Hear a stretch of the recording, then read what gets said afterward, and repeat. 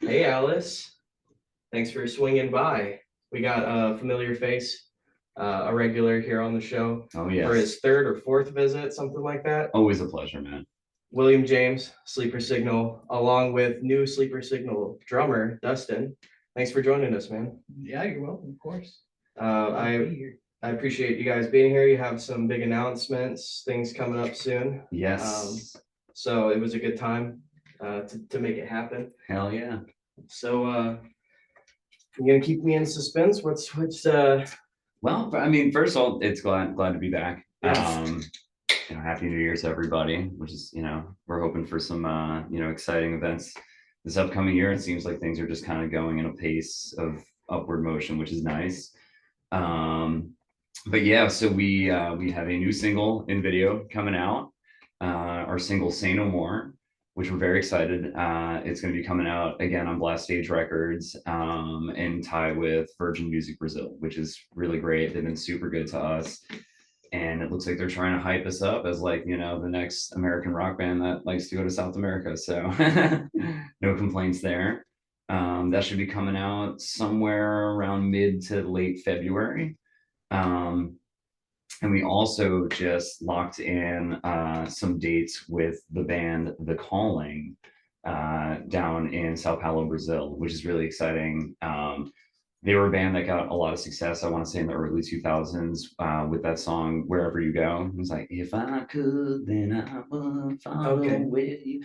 Yeah, so we're super jazzed about that. It'll be awesome. This young man's first time down in Brazil. Yeah. And hell yeah. It'll be my second time returning, and it'll be exciting to actually perform this time, because last time we were there, which I think was right after the last time we spoke on this podcast, I was gearing up to leave for that. Mm-hmm. And it was incredible. And these people treated me like a total superstar, man. Very, very humbling experience being somewhere where, you don't speak the language. And it's almost like sobering. Like you're talking to somebody expecting them to understand you. You're like, oh wait, that's right, you don't know what the fuck I'm saying. Yeah. So I'm excited to get back in there, and also I already hit up all the Brazilian friends that I made down there. It's like, I really hope to see you again. Like, oh my god, absolutely, we're coming, it's gonna be sick. So it'll be nice to return as quickly as I'm able to. So you had a pretty, as I recall, pretty modest following before you even went in Brazil. Yeah, that's a crazy thing to you never even been to Brazil, and you got people it's just funny how that happens, dude. It was insane. I mean, and it's wild because you don't realize it until you're in. It's almost hard to wrap your mind around sometimes. So when I got there, I immediately was introduced to some Brazilian superstars like Francine, she's the first Brazilian K-pop sensation, which is weird. So she's Brazilian, but her focus is Korean pop music, and it's blowing up. It's crazy right now. And so we hung out, bro. They took me out partying. The karaoke is a big thing down there. So we went to this karaoke bar, and dude, it was insane. We were ripping soju bombs. So her manager is Korean, and I guess soju is this Korean liquor, and it's almost like a car bomb drop. So it's this whole thing, and there's ritual to it where you serve each other. It was fucking nuts, and we got hammered, and, and it was cool. And then the next day, I wrapped up one of my interviews I was doing, and a gentleman named Supla had invited me to come hang out with him at his house. And Supla is the biggest Brazilian rock star, total Billy Idol energy. This guy is handsome, fit, incredible voice. And he was like, yeah, come by the house, man. We'll smoke a bone and drink coffee, and we'll talk music. It was insane, dude. So crazy, dude. And yeah, being stoned in the streets of Brazil, just being carried around like basically by hand by the guy that was like in charge of protecting me, because it is a little bit different and you can, it's a little bit unsafe sometimes as an American because they know you're not from there. You know what I mean? So like I was walking around with no wallet on me, no passport, just freestyling it in these streets. But I was like, everything was like paid for. I was, it was nuts, dude. It was a good time. So That's awesome. Yeah, man. So you didn't have any trouble while you're there? No trouble. That's The awesome. hotel ran out of water for a full day though. That was bullshit. I was like, this is unacceptable. And I was in like the nicest like hotel in that like city. You mean like no running water? Straight up, went to hop in the shower. I couldn't sit. Then I'm laying in the bed all day, and I'm like, oh my god. And I'm like, dude, like this, I have to do rounds of interviews at like 6 o'clock, and then there's like this dinner scheduled with these people. I'm sitting in the bed, like not prepared. I'm not even showered, so I had to call Eduardo, who was like kind of my handler, and I was like, bro, you gotta let me come over to your apartment. I can't take a shower. And he's like, yeah, no problem. I came over, showered at his place. It was just wild, dude. Yeah. Yeah. You're having a lot of cool adventures. Trying to, man. Yeah, like you did the Starland thing. That was cool. Yeah. In fact, I got reached out to. I can't really say too much about what they reached out to me about though, but it seems like they have high hopes for what's to come next with that. It's just taking a little bit longer than expected, which is fine. Totally fine. And then through that, he got me in contact with a very serious musician, a very serious 90s hardcore band that's looking to do some work together also, which would be very exciting to just, get my name somewhere else and with other people and just, you know what I mean? You get another accolade under your belt, so that's nice. We'll see. Yeah. There's this band I like called Smoking Flowers. They're from here. It's not so much a band as it's they're a couple that's been performing together for like 20 years. That's fine. And they put on these like really like intimate shows, like they'll both be like screaming into the microphone like an inch away from each other. Nice. But they're way big in Japan. Like I have no idea how or why, but like they tour there more than they like tour America.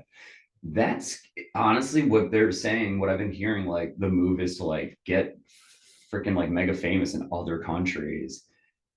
America doesn't like losers, man, right? And we're as rock stars, we're destined to be losers by nature, right? So like because we're playing music that's a little bit antiquated in a sense that we're trying to break that mold, but you know what I mean? It seems like the things that are popular amongst us as rock and roll musicians are more popular outside of the US. America doesn't like losers. Yeah. Huh. I guess there's some truth to that. Right. Is it like so you think like America just, if I'm understanding right, that's kind of like they just don't like people that haven't made it yet? That's exactly what I mean. I guess so. Yeah. It's like the super like arena rock, like that's America's thing. Right, man. You look at a band like Royal Blood from England, right? Yeah. They got their American pop when the Foo Fighters took a shot and said, hey, let these guys open some shows for us. And then it went from being a very popular thing in England to like this new American rock sensation. Yeah. And it's cool to be like the outsider, this international band, There is something to be said about like the emulating success thing, where it's like even like influencers like YouTubers and shit, they're all like or like rap is a good example. Like you have to emulate a certain level of money and success. Like even if you don't have that, like you make it appear that way in your music videos. It's like I never thought about it till you said it, but it's true. Like America is very interested in the superstar. Dude, there's so much smoke and mirrors when it comes to that shit too. Like the way we have to present ourselves, right? Like now you know me personally at this point. You came to my Thanksgiving dinner and all that. I'm very much a family man. Like I don't have kids, but like by that, like I'm a very loving guy. But then you see these videos and it's like, who's this scary looking fucking like tweaked out fucking badass dude? And it's like, that's me on the screen, right? But like I'm also the guy that's gonna like come help you get your car out of a ditch in a pinch, like because like I like to help people out. So you have to. It's a persona, right? Yeah. Right. So how did you come into the picture? How do you guys know each other? So Will and I have known each other fucking forever, dude. Long time. He used to live in New Fairfield, which was like 15-minute drive from the town I grew up in. Okay. And the people I was playing with were like kind of tied into Will's circle too. So then we started hanging out more, and Yeah, I've known Will forever, and I just moved to Nashville November of 2022. Okay. So Will reached out to me and said that their drummer quit or whatever happened, and asked me if I wanted to play, and we got together and hung out, and it worked well, and we've been fucking cruising since, like, you know, putting a lot of time into this and getting a lot of stuff done. It's been nice to be with a project that's actually like got its head on straight, you know what Yeah. I mean? So actually like sees the big picture and stuff, so that's cool. It's been a great time. Hell yeah.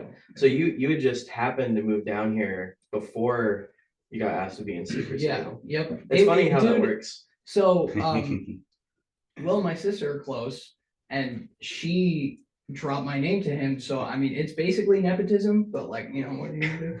Well, and Winners win, you know? Yeah. it's funny too because I always knew like Dustin had this insane talent, right? Like I felt it, you could just smell it on him, right? And I remember saying, like, dude, you just got to get down to Nashville. I don't give a fuck what you do, like music, your art. And Dustin's a phenomenal artist, tattoo artist. I was like, your life is going to change once you move here. Like, you got to believe this. So I'm super happy you did, man. And, Everything that I wanted from Nashville, I got within like the first 2 months. So Hell it's yeah. been fucking badass, man. Well, welcome to town. Yeah, I It's appreciate awesome. it. I'm glad to be here, dude. It's been sick so far. So Yeah. dude, and finding the right drummer was really like, it was a little exhausting, man, for Yeah. us to be trying to write new material while get people up to speed on the stuff that we were already performing with, right? So like Mhm. for me, Leo and Eric, we were like running these songs we've been playing thousands of times at this point. I'm like, it's a little exhausting, dude. And like some of the guys that we were working with, though they were great, just weren't the correct fit for us. But you know, so there was a lot of tiptoeing on the, you know, on the high wire, so to speak, for a while. And then we finally got our footing with Dustin for sure. Yeah. Well, right on. I'm glad things are coming together. yeah, dude. Thank you. Dude, we've been cranking it We've been out, cranking dude. it out, dude. We got our It's- rehearsals down to a fucking science, Yeah. man. Like, yo, Yeah, Leo's got the nice studio set up too, so we can go there and practice and record it and listen back to it and just see what we need to work on Yeah. and where I'm at too specifically, because like Will said, they've been playing these songs for like 5 years and I'm just now learning everything. And the way Will recorded most of the songs is it's played differently live. So I was listening to the recordings, trying to learn the songs, and then going into practice and having to figure out all the little live stuff that they do Yeah. during it. So that's been the biggest like hurdle. But since we've been like writing new stuff, it's been super natural, flowing really easily. we're like busting out a new song every week. Yeah. You know what I mean? Yep. And it's cool because awesome. like Leo and I do a lot of the writing together, but he also like he'll get hooked on an idea. 20 minutes later, be like, yo, full song and demo. Let's tackle this next time. It's I'm like, crazy. how the fuck, dude? Like, and it's good stuff. Like he Yeah, no, he it's knows the awesome, things yeah. that we're gonna like. And then for Dustin to come in on the drums and add that pepper to it and the flair. And you know, I'm sitting here looking at the lyrics and I'm like, all right, how am I gonna sing this shit? You know, it's definitely some of the most demanding stuff we've ever written. It's faster. Yeah. I mean, my life's easy as hell because Leo does most of it, and I just make it a little bit cooler. And then, you know, we're in Brother business. Leo, man, that's our Yeah, guy. Yeah, for sure. And the cool thing about Leo is that he's a way better guitar player than I am. Like, which is funny because he plays the bass in this band. Mm. And that's how confident he is in his ability that he was like, you know, I'm just gonna take the back burner. I'm just gonna focus on producing this group and I'm gonna play the bass, let William be the front guy and let him Yeah. have that. But it's at the point now where he's actually writing my guitar solos for me and teaching me how to play them and why they make sense. And then at the end of it, it's like I got this like new skill under my belt that I didn't. He just thinks different, you know, and it's been cool. It's been a learning experience for So sure. much information. on Leo, for That- sure. Oh, yeah. I think that's a really good way to go with it.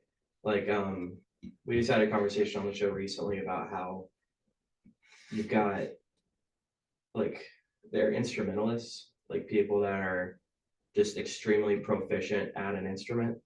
And then there's songwriters and then there's performers. And once in a blue moon, you get all three, like Jimi Hendrix. Right. But like someone who like a really good friend of mine is like really, really good at guitar, but I don't think the stuff he writes is kind of it might be better if there was like a different different structure to it. And then like when he's just going off and he's riffing, like it's awesome. But like the stuff, the kind of music he decides to make, I feel like is kind of lackluster. You know what I mean? Interesting. And I think it's kind of like with that stuff. That I guess what I'm saying is production is really important because you have the image, you have the like frontman fuck you attitude, like get the crowd riled up. So it sounds like Leo's is really great at production, where he's like, I mean, I'll write this piece, but I don't even want to perform it because looking at the band as a whole, like not my success in standing out in the band, but looking at the success of the band as a whole, this is the best move, which is brilliant, I think. I think more bands should like lean on what their strengths are, and like individuals should lean on the strengths within their bands, Yes. all that stuff, instead of trying to do everything. You know what I mean? It takes a village, man. Yeah. It really Exactly, does, yeah. man. And I think a big, learning experience for me, like, especially coming from, like, I started this by myself, that first EP was all me, but that wasn't like, for me, I was like, I can't wait to like have a band for that exact reason. I was like, I can't do this on my own forever. Second I opinion don't. is always Right. appreciated. Oh yeah, absolutely. Yeah, I think, yeah, and having like, I don't know if you've met Neve, but Neve produces this show. Like, I don't do any of my own editing. I met him. Yeah. Okay. He's a great guy. Yeah. And yeah, like I don't, all I do is like show up and hit record, and he does all the stuff in post. He does a lot of booking for me too. Like, Nice. obviously, like we've been friends a long time, so Yeah. we just kind of, what you like, you'll reach out to me or I'll reach out to you directly, but I don't do a ton of that. Like, he does pretty much everything. Awesome. Which is cool because like, not to, I don't know, there's no way to make that sound braggadocious, but like I think what works about me as a host is that I'm not trying to have an interview. Like, I just want to talk. Yeah. Like, and it doesn't feel like an interview. But so if I try to like make it an interview, it's gonna suffer. Like, but on the other hand, it's like, if it is a program, like if it is a show, someone should be looking at it like a program and a show. Yeah. It goes back to the whole Yeah. performers, producers, songwriter Yeah. type deal, you know what I mean? So it's just taking on those specific roles. Yeah. The conversations are great. I mean, that's why the Joe Rogan podcast is so. I look. I love Joe Rogan podcast. Me too. Dude. All right, we'll leave it at that. Oh, he's I'm not- he's the godfather of podcasts. Yeah, dude, Yeah. 100%. But one thing that just, as you were saying that, and like the whole, me just kind of thinking like the age differences and the personality differences in this band are particularly humorous to me. Like, Yeah. so I'm no longer the youngest member of the band anymore. And for me, I was like, man, I really am kind of getting up there in age now, dude. We got this young buck here. And it's funny because Leo's older than me, and so is Eric. So it's like this balance is fucking hilarious because like Leo and Eric are very serious, they're very on point all the time. I'm getting there. And then Dustin's, he's always on too. But there's like a playfulness now that it makes me feel like we're a real rock band. It makes me feel like young again. And like just the other day on the phone, I'm talking with Leo. I was like, man, fucking Dustin's so good, bro, so good. He goes, yo, sometimes he gets a little confused, bro. I said, don't we all, man? I said, I'm confused right now. Yeah. What the fuck? Where are we? Yeah, actually, Leo, I'm always confused. Yeah. I'm on That's the my phone with him. secret. I'm always confused. I'm like, bro, I'm confused right fucking now. I forgot where I'm driving to. I gotta get off the phone, man. I gotta Who am I? No, but I don't know. The way you say that, you sound like you're like 75, but you're like 29, right? 29 years. Yeah, Yeah. I mean, we are getting old. You're right.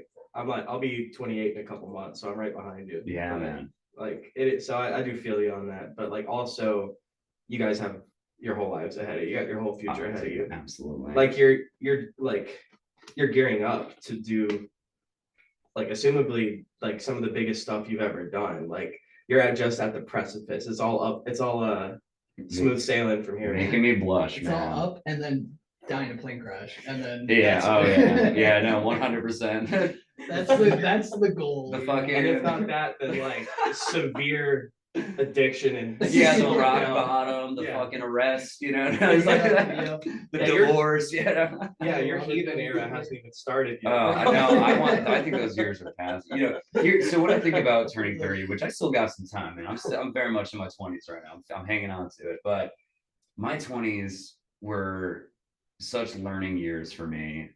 There was chaos, there was high points, there were low points, there was a lot of figuring shit out, and you never stop figuring things out for sure. But I'm so excited that I've put so many things behind me entering my 30s and have this mindset where it's like it's something that I actively think about. You know what I mean? I'm thinking about my future. I'm thinking about what I want my life to be like, what I want it to look like as an individual. Yeah. You know, to myself, my friends, my families, and the things that, you know, help keep solid, healthy relationships in bounds, you know, because this rock star shit will fucking drive you nuts, man.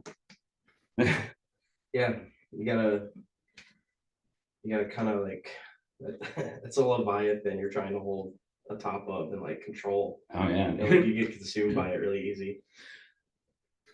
How do No, you well, you came into this game crazy, so you'd be all right. Yeah, you were crazy before all this. Dude, Just I this stay month. crazy. You know, it's like it's getting more.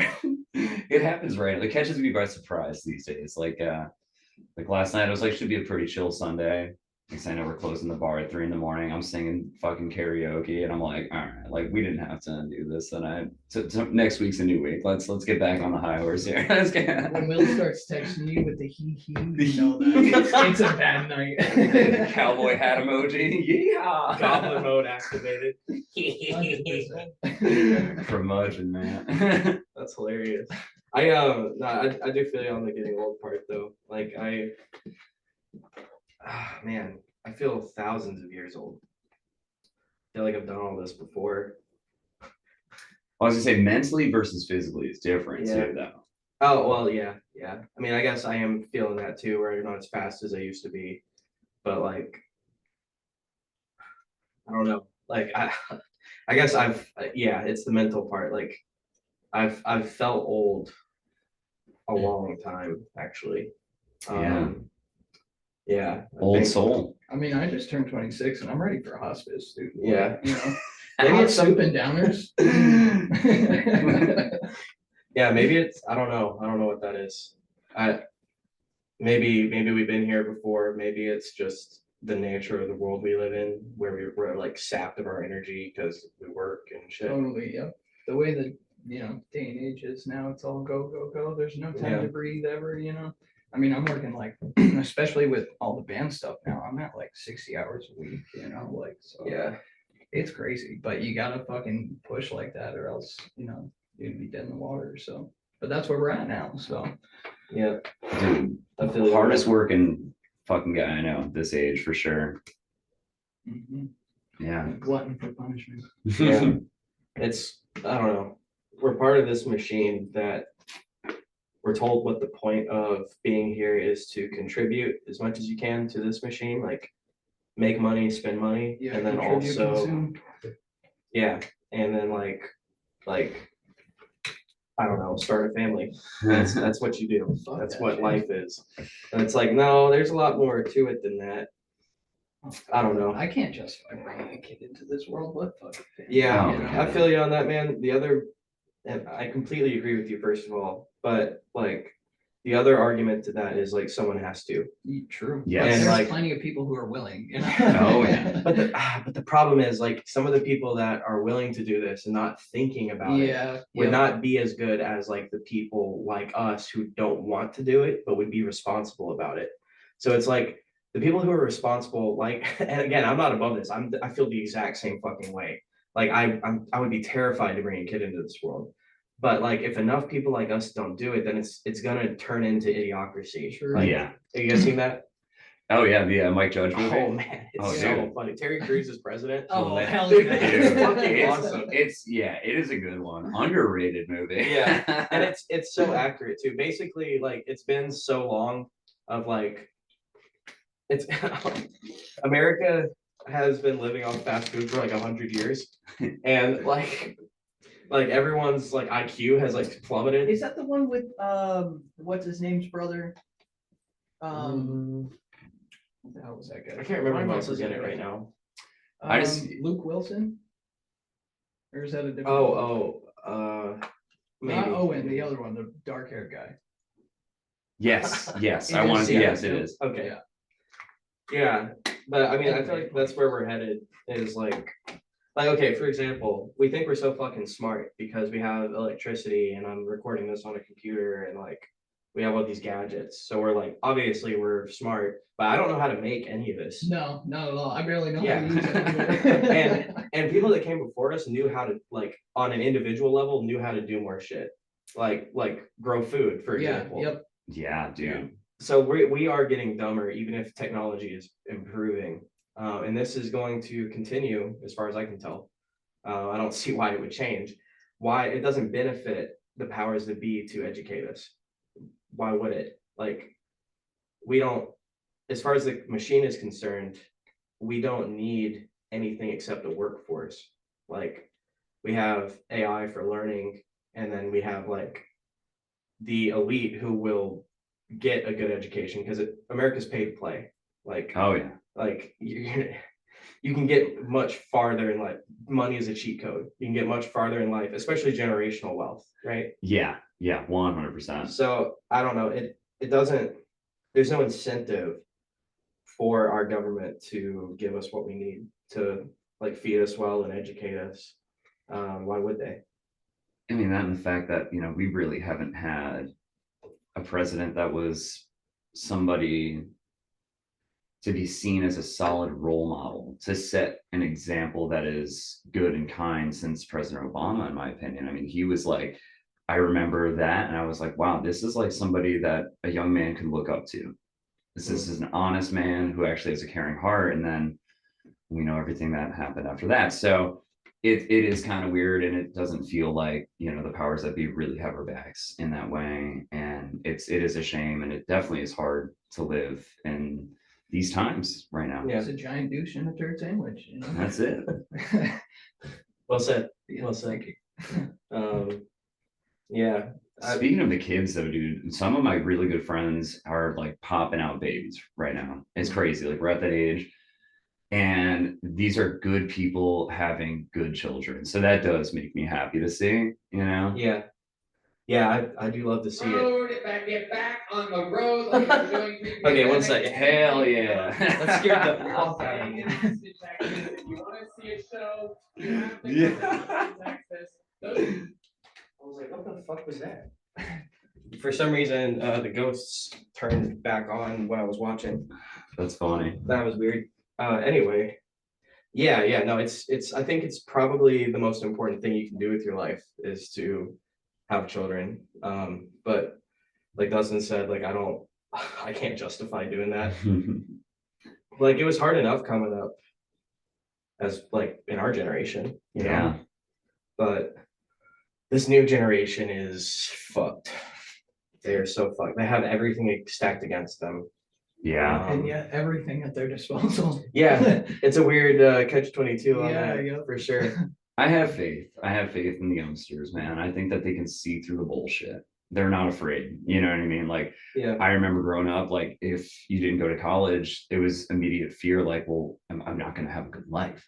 Nowadays, nobody's going to fucking yeah, college. college is a fucking scam. Yeah, big time, man. Yeah, I mean, the education we have doesn't educate us. So like I was homeschooled and like I still had like a state, my mom got me like state textbooks.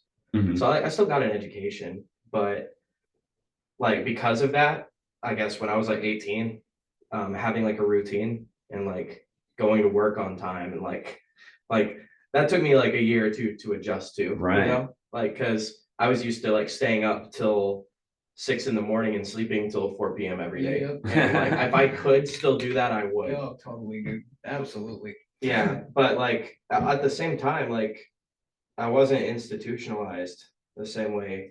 Not to knock parents for sending their kids to public school. I think socialization is very important. Totally. Yep. Like I said, it took me a while to get adjusted. But I also think it gives me a different perspective on stuff than some of the other people I meet because I haven't been institutionalized. Like, because that is helpful if you're going to go enter the workforce. but it also teaches you how to behave in a society. Like it conforms you to it, where it's like, this is, especially now, man, like the education for young kids right now is fucked up. Dude, we're seeing our bass player Yeah, Leo's Leo going talks through with about it his all the kids time. right now. Really? He's constantly frustrated with how they're handling certain things in school and the way that they drop the ball on certain things. And it's like, you're talking about kids that are in the most shapeable years of their lives right now, and you can't drop the ball in that shit, dude. And Yeah. and I feel bad for him as a parent because his hands are a little tied. It's like he wants his kids to be matriculated into a public school system for that exactly. He wants them to know routine and how to socialize and stuff like that. And it's chaotic, man. It's Yeah. you throw COVID in the middle of that, for these Yeah. youngsters, man, and it's like these youngsters. I'm talking like You are. oh, these youngsters. I feel it too. Well, I mean, I'm sure like the whole discipline thing nowadays is probably a little bit more difficult too, because you can't even really raise your voice without someone, freaking out about it. Because when I was in school, it was like you'd get into class and get screamed at for like 5 minutes, and then everybody would put their heads down and went to work. You know what I mean? Oh, But yeah. I don't know. Nowadays, it seems like that's more taboo than it used to be. I mean, no, we're not getting smacked with rulers and shit, but a sharp tone is enough for a kid to be like, Yeah. "Hey," You make a good point. Like, children need discipline. Yeah, absolutely. I need discipline, dude. Like, See, that's where I was Right, kind of go with that. Is like, yeah, I need discipline too, but the government's not in a position to do that to me. Like, government is not my daddy. Government's not going to tell me what the fuck I can and can't do with my life, with Right. my body. Like, fuck you. yeah, Oh, Like, yeah. it's just a bunch of children telling a bunch of other children what to do.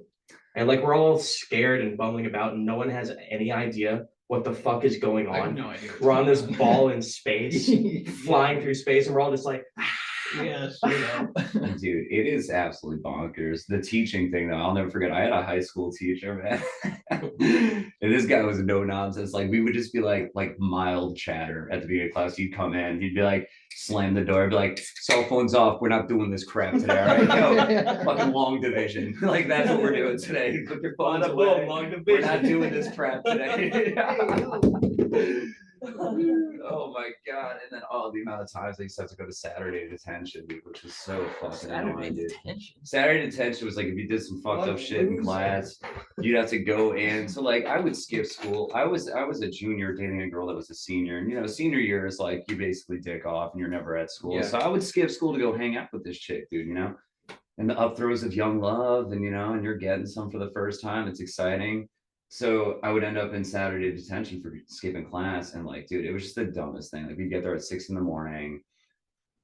I was just always on my laptop, just dicking off, watching I was obsessed with the TV show Lost at the time. But then it got to the point where my mom would literally call the school and be like, William is sick this morning. He won't be making detention. Sorry. I'll make sure he learned his lesson. My mom had my back too. Thanks, Mom. Enabler, dude. That's awesome.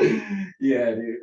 You and your mom made the right decisions. You were right to skip class to get Poon. And your mom was right. 100%. Your mom was right to cover for you. Yeah, the amount of times my mom would call me and be like, where the fuck are you, motherfucker? I just got a phone call from Mrs. So-and-so. They say you're not in school. Why is it so loud? I was like, I'm in Lower Manhattan right now. I don't know what to tell you. Skip school, take the train, go to New York City. And those are some of the biggest, those moments were learning moments for me too. I'm this 16, 17-year-old kid in New York City when I should be in class, but what I'm learning is how the world actually looks like. And then I'm taking the subway and I'm talking to strangers and I'm discovering cool record shops and the stuff that made me kind of cool in a sense, So. Yeah.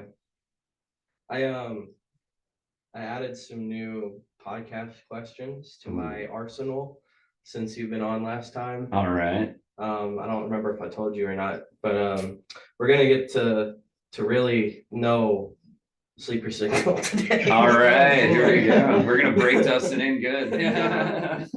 Right after I just said I don't do things interview style, I have interview style questions, but we'll since Dustin's new, we'll go this way so you can see what you're getting into. But have you ever had your heart broken? Oh, brother, several times. And it's it's my favorite thing to write music about, which is why when you are in something that is actually serving you and actually like the right move, it's kind of hard to write lyrics when you're not sad, right? So, but all that aside, I mean, I think everyone's gotten their heart broken once or twice. I think I've broken many hearts myself. And I will say though, like throughout all those experiences and the up throws and downswings of like being in love and having it fall apart is like, how are you gonna like maintain like a friendship after that? I don't hold grudges. I like to apologize, admit when I'm wrong, and hope for some redemption. I mean, dude, like it's crazy. Again, like you're growing up and you're a young man and you're an artist. It's gonna be confusing. It's gonna be tough and frustrating. You're gonna deal with things that no one really equipped you for. So I it is hard to write something without some kind of like relationship trauma, yeah. something like that. I know for me, like a lot of my poems are very. It's like I had like a really bad breakup when I was like 8 years ago now, Okay.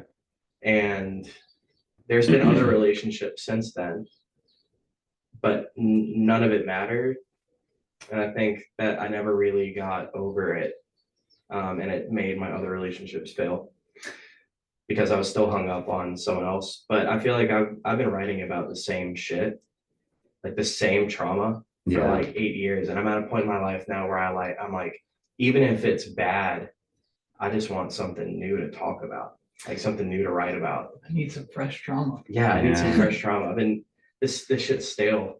I will say there is a beauty in finding closure and moving past something and then seeing it years down the line from a different lens and saying that was so needed to happen in that time for me to be where I'm at Yeah. now. You need to learn Yeah. these lessons the hard way sometimes, right? I didn't mean to cut you off, but I completely agree with you that like it's formative to who you are and it's got to happen. Yeah. But I guess I never got the closure I wanted. So I'm always like, maybe something will happen here. But it's like I haven't even spoken to this person in years. And it's like I easily could too. Like we still have all each other contact info.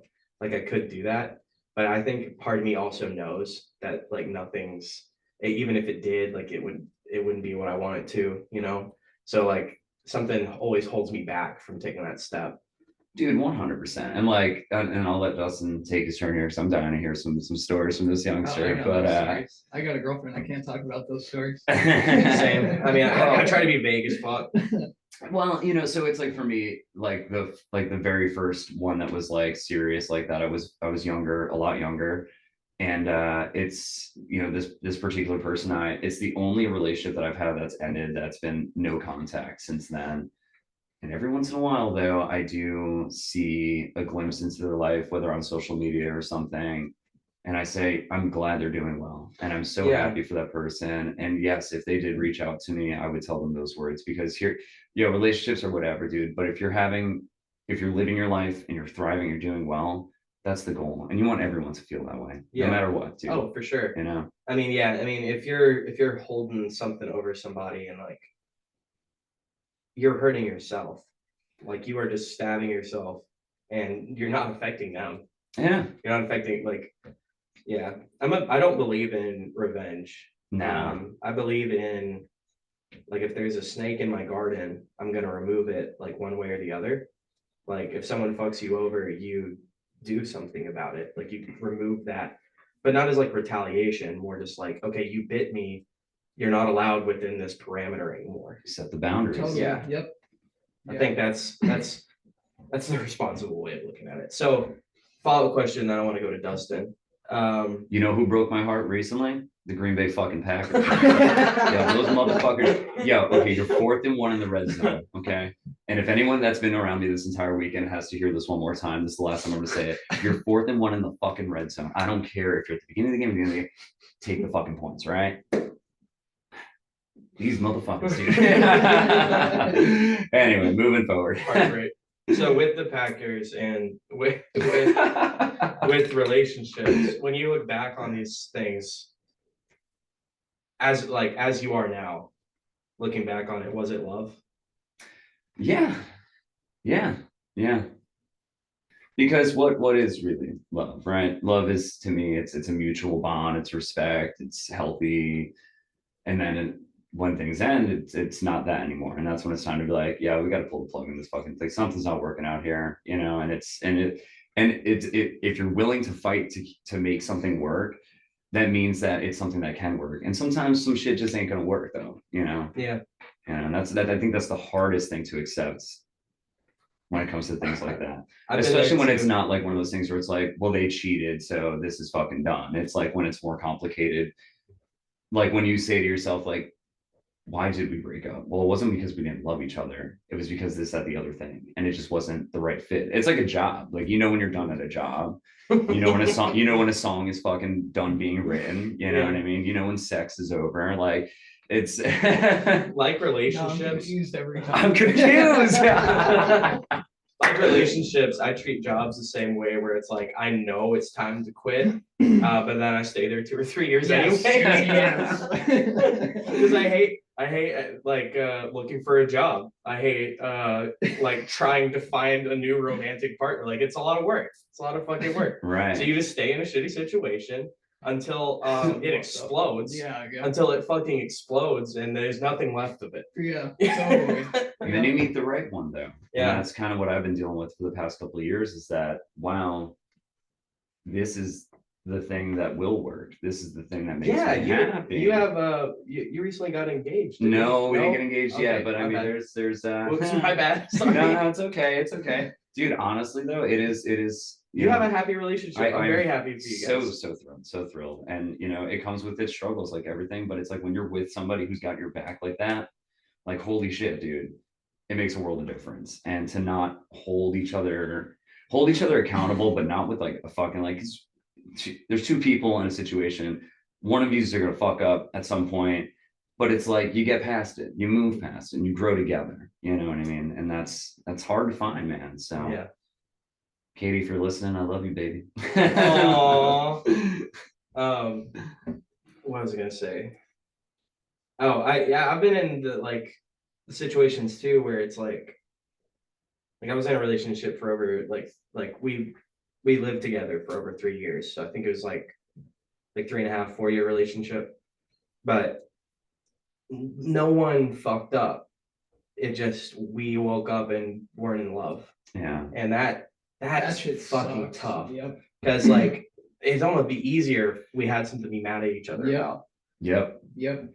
Because it's like, I don't know. Maybe it's like a me thing or like a human thing, but you almost look for blame either in yourself or the other person. It adds. But when it's not there, it's like, what do you do with that? You know? Mm. But yeah. What about you, Dustin? You ever had your heart broken? Yeah, dude. I mean, it's hard to avoid, human emotions and shit. And, sometimes you find someone you think it's going to work out and you're really into it. And then, oh, yeah.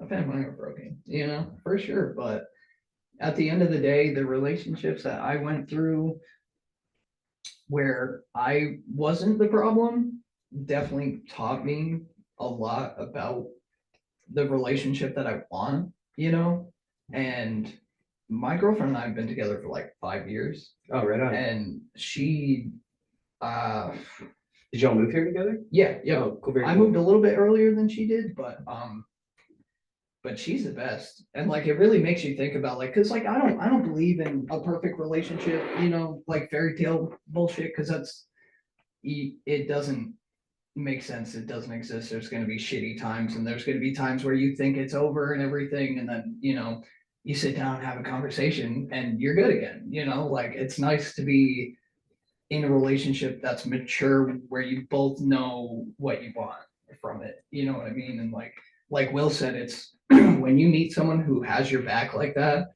oh, there's nothing like it. Like it's nice to be, and I feel like a lot of people think the word comfortable is like a negative, But like to be comfortable in a relationship is the most amazing thing that I've ever experienced, you know, where you can fight with each other and you know that no one's gonna like slam the door and leave, you Yeah. know, and you just kind of like talk through it and figure everything out. And like, I don't know, heartbreak teaches you how to respect yourself sometimes. And that's more or less what I went through. I was seeing this girl who just, you know, I was putting in everything and she was pushing back against it and being sketchy and weird and mean. And, you know, like obviously mean girls are hot, but like, you know, Nah, it gets to a man. point where you're like, I'm really sad right now.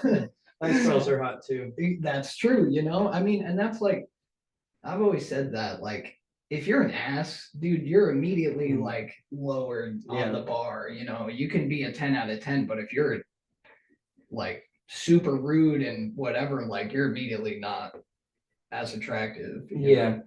Yeah. I agree with you. There is, Personality. Yo, you know, it's wild too. You think about like when in a relationship that's become mature, right?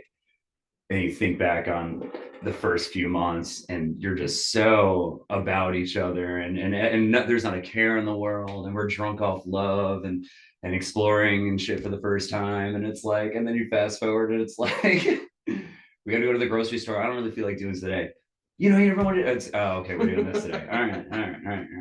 Yeah, it's like, remember when we didn't care about anything? Like, yeah. remember when we had groceries in the house? Yeah. Wasn't that cool? Yeah, so it's funny, man. Yeah.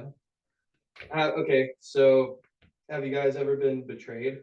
And that can be romantic. A that could be a business dealing that falls through.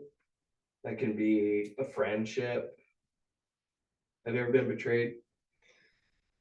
Hmm. I, I can truthfully say I don't think that I've ever been betrayed before. And I'm really happy because I don't ever want to experience what that feeling is like.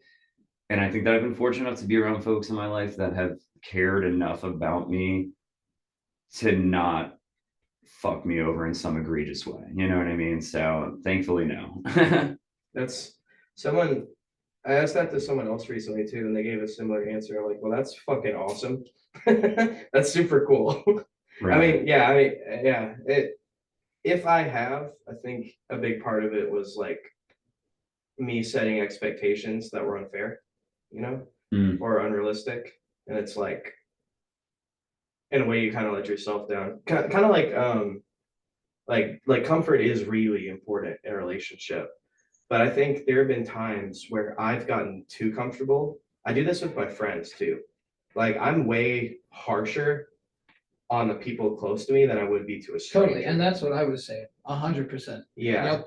Because Because you like can trust them, you know, like yeah, but in it like I've got to be careful with that though, totally. because I can end up saying some shit that I don't actually mean, and I'm able to say that awful thing to that person because we're close, and that feels like it gives me some kind of, I don't know, it can turn into abuse, and I Yeah, think absolutely. I've definitely like verbally abused people that I love, and like that's a trap I'm conscious of, and like I mean it's been a long time, but like I'm aware of this, so it's something I have to like combat with myself. Yeah, well, that's It's- all part of the learning process, Yeah. you know, like, It's a tightrope walk because you obviously want to feel secure yeah, in a relationship too. Like you can tell them anything. Dude, and it takes a mature person to admit that too, because I think we've all, especially as young men, have dealt with that at some point in our teenage or 20s, whatever, and then and it's weird too though, because it's like you think about how you were raised. Like I came up in an Italian family where like, dude, the fights were very verbally explosive, right? Like shit that like you would not even think about saying to somebody like you don't know. And to unlearn that behavior is something that's like really, really difficult to do. And the slip ups are fucked up because the shame that you feel after that is like, Oh my God, it's the worst feeling in the world when you know you hurt someone you love. yeah, terrible, terrible. Yeah, it's a fucking shitty feeling. And it's no excuse, but like my parents yelled at each other a lot, like when I was a kid. And I remember like screaming. Like I've never like screamed like that at like a partner. And like, but like that was like a pretty common thing when I was a kid. And I think that probably, I don't know, that's like a really impressionable time for people. I think what your parents show you is kind of what you expect until you unlearn that behavior. It's what you expect from what a relationship is supposed to be like. Yeah. Yeah. I think, yeah, it's good to be comfortable. We have to hold the people we love the most accountable too. Because it's like you're the only person that's going to be able to get through to that person if they do have a toxic Do you set nature to them. Do you have like daily affirmations or things that you think about on the regular? No, not in like a meditative sense. No, I should. That's a good idea. Yeah, I wrote a few down, a few ones down a few times. I try to journal a lot too. Yeah. You know, and it's just things that like you shouldn't have to remind yourself, but you have to like I am kind. I am not ugly. Mm. I am good at what I do. You know, shit that like That's will funny. trip you up in your head that you constantly is in the back of your mind as an anxiety. Like this, what if I'm not good enough? What if like all the what ifs? And it's like it's so easy to like lean on that from a place of anxiety or stress and like, you know. So reminding yourself that you aren't this bad person, you aren't this person who's, you know, mediocre, Mhm. you know, it helps a lot to That's a good scale idea. back on the negative shit, you know. Yeah. I mean, inner monologue can get pretty nasty, you know. So that's a good idea. Is like have a list of daily affirmations. I think there's something to it about like, do you say them out loud? I do in the That's- mirror. That's spell casting, dude. Still, You are saying something into existence. It's like, okay, so like I'm serious. Like I'm fucking we're going here now. So like that's what art is too. Is like you have taken something that was like up here and you grabbed it and you like it's a rough idea. Like cause like you guys are artists, like inspiration comes, well, y'all's music comes from Leo, but I'm just kidding. But where Leo gets it from is like he's got this vague idea in his head, and he's like, oh, I can make that into something. And he transmutes like alchemy, like transmutes this rough concept into something that is tangible and like wrestles it into actual existence, like turns it into something that exists in our world. And that's what happens when you turn a thought into speech, even if it's just to yourself. Like, I think like this is what people like prayer is tapping into too, especially if you're doing it out loud, is like, even if it's not going anywhere, it's you have said this thing. So it's like you brought that out of your mind into existence. yeah. And I think that's a really powerful thing. I'm gonna do this now that you brought it up. It's just like manifesting, dude, right? Yeah. You know, and it's for me, it's like the whole like, oh my God, like if you believe you shall receive. It is true. Like, but my manifestations sound like, bro, once we get this fucking rock star money, dude, shit's gonna change. I've been saying it for so long, dude. And it's like, yeah, it might happen, right? But it's like not because I want to be like filthy rich, but like I want to, you know, I want to do stuff and not be broke. But it's like that's a manifestation right there. Once we get this rock star money, bro. Yeah. You know. What about you, Dustin? It's like, what was the question? Yeah, what was the question? Have you ever been betrayed? Oh, Yeah, we went far from that. Yeah. We're bringing it back now. I mean, honestly, off the top of my head, I think betrayal is in the eye of the beholder. And like Will said, I don't really like to hold grudges. I mean, I say that and then I do, but you know, like at the end of the day, I can find something out of what would be considered betrayal that I need to work on personally. You know what I mean? And maybe that's like, I don't know, some sort of like taking the role of the victim or not. I don't know, but I don't genuinely feel like anyone's ever betrayed me, but that's also because I try my best to let as much shit that gets thrown my way as possible roll off my shoulders, you know? So You guys have both probably been betrayed. You're just so over it that you don't even know. yeah, I mean, I could give a shit. People act like they want to act, you know what I mean? And that's at that point, it's on them. You know, you do what you can to be there and work well for someone and do what they ask you to. And if they want to turn their back on you, now that I'm talking about it, there might be a little bit of betrayal that I'm realizing, but you know, Yeah. you get through it. It's if people want to act like assholes, that's their shit, I Yeah, try to just get over it and move on. you can only control yourself and like what you do Exactly. and say. Absolutely. Yeah. I've been in situations too where it's like someone like wronged me, but my response to it is so over the top that it doesn't matter what it was. Like I fucking like You betrayed me. yeah, like take it to 11 and it's like, well, I mean, now I'm an asshole. Like it, yeah. Yeah, I'm trying to stop myself from doing stuff like that for sure. Yeah. I feel like it's better for you to be calm and collected and let someone else be the asshole, and just kind of see where it goes, more Yeah. on your own shit. I think we go to a place of panic sometimes when those Totally. feelings happen. Like I, for one, have realized or I've been trying my best to keep an eye on the tone of my voice when we hear news that we don't want to hear, right? A lot of times the knee-jerk reaction is an explosion because it's such an overwhelming feeling of confusion, stress, and also some sort of friction, right? So when I hear myself say the words are you fucking serious right now? I hear those words come out of my mouth and I say, I need to really be careful about the next steps. I need to take a second and say something along the lines of okay, all right, look, this is not what I wanted to hear. This is really not what I want to be dealing with right now. But I'm gonna try and maintain calmness. And that's because, dude, it's Yeah. it's like you get to this point where you're like, what? So you betrayed me. Yeah.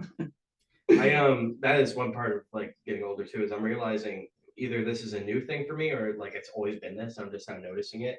But my mood is very dependent on whether I got enough sleep or if I ate. I'm not as in control of my emotions as I thought I was. It's no, physically, if you're not well, you're gonna be a dick. At least in my case. Dude, I will share some very interesting information that helped me a lot that came directly from my therapist. And this is old psychology. It's called HALT, HALT. Hungry, angry, lonely, tired. If you're experiencing one of those, if not two, bro, there was a time in my life it was fucking all of that all the time, right? I was hungry, angry, lonely, tired. And I was like, John, I can't figure this shit out, man. I'm so on edge. I'm so mad. He was like, are you sleeping? I was like, no. He was like, do you feel lonely? I said, 100%. He was like, are you eating? I was like, no. He was like, yo, you're hitting all the marks that lead to why this is happening. You need, it's Yeah. simple thing, but it's true, man. That's real shit. Dustin, do you have any ghost stories? Okay, so this is fun because I don't have any conscious stories, I don't really think I'm super susceptible to that kind of sense of spirituality. But in dreams, dude, I've had, and I don't know, it could just be my brain making shit up, but I've had some crazy dreams after specific events in my life, loss of a family member or something, where it seems like they've come to me in a dream, and maybe that's me, unconsciously trying to get some closure or something. But I had an uncle who passed, and we drove to Indiana to see him in the hospital, and he ended up passing away. And I think it was a week or two after we went to go see him, and I had a dream, and the first 3/4 of it was kind of nothing, normal dream. But I was in my whole old house, and I went downstairs around to go into the kitchen, and my sister and my grandmother and my uncle who passed are in the kitchen. And I look at my Uncle Eddie and I'm like, what the hell are you doing here?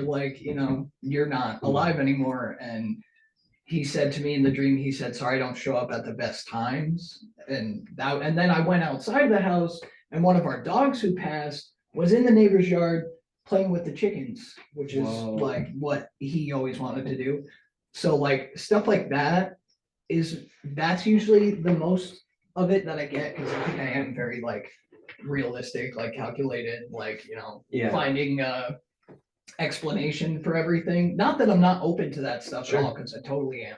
And I lived another story. I lived in this house with a bunch of roommates. It was built in 1799, and apparently it was a historic building, had something to do with the Underground Railroad, blah, blah. So a lot of history in that house. And I was there, they were doing renovations, so there were holes in the wall. So I put my mattress in the middle of the room because I'd like just moved in and was still trying to figure everything out. But I went to sleep and I woke up and I was in my bed looking directly at the ceiling, and there was this like old, pale, like milky eyes, white, scraggly hair lady just like standing over me, staring at me. And it was weird because I didn't feel like threatened. I was like, maybe she's just checking me out, but I couldn't move. I couldn't talk. I was just Yeah. like looking at this lady staring at me. And then like the following night, and this dream might have just been because of the first dream like affected it, but I was talking to one of my old coworkers, and she was in the middle of saying something, and she just stopped and like cocked her head. And it was like full on, I don't know what, I think it's a grudge where the fingers come out of the girl's head, and the same lady like ripped this girl's skin off and was just like looking at me with her head cocked, and then I woke up.